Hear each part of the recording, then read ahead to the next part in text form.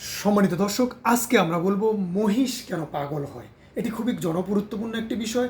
ঠান্ডা মাথার, ভয়ঙ্কর, আনপ্রেডিক্টেবল, আক্রমণাত্মক একটি প্রাণী হচ্ছে মহিষ।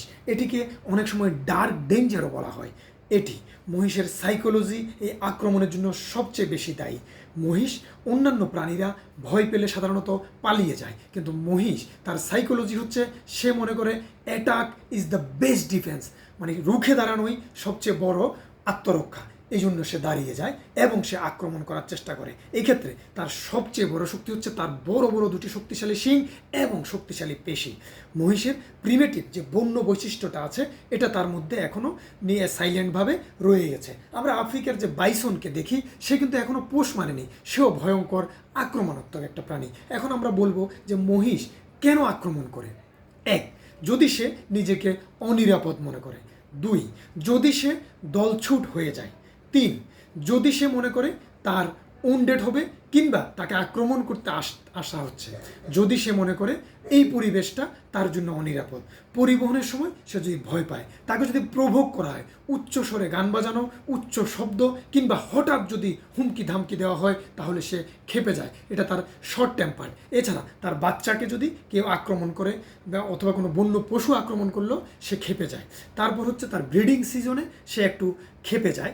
বয়স্ক বুল বা ষাঁড় মহিষ যে আসে, সে যদি ফ্লকের মধ্যে পর্যাপ্ত সুযোগ সুবিধা ব্রিডিং করার না পায়, তাহলেও সে ক্ষেপে যায়।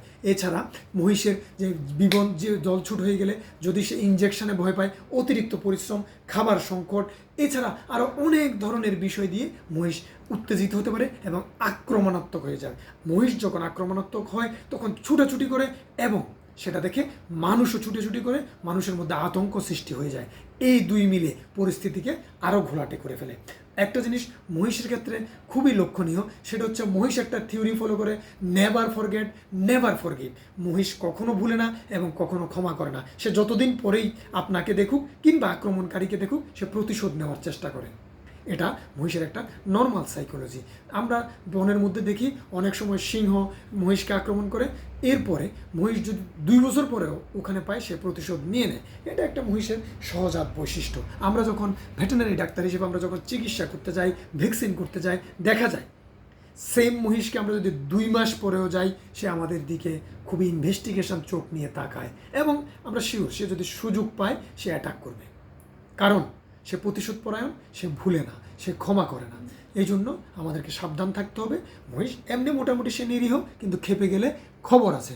আমাদের যে প্রতিরক্ষামূলক মহিষ থেকে ডিস্টেন্স রাখবেন, শুধু শুধু মহিষকে বিরক্ত করবেন না এবং নিজের নিরাপত্তা বজায় রাখবেন। যদি মহিষ পাগলাটে হয়ে যায়, সবাই মিলে ছুটোছুটি না করে আপনারা নিজেরা চেষ্টা করতে পারবেন, অথবা ভেটেরিনারি হসপিটালে যোগাযোগ করলে তারা অন্যান্য দপ্তরের সাথে, বন বিভাগের সাথে যোগাযোগ, ট্রাঙ্কুলাইজারের মাধ্যমে মহিষকে আমরা অজ্ঞান করার ব্যবস্থা করব এবং আমরা জানমাল রক্ষায় চেষ্টা করব।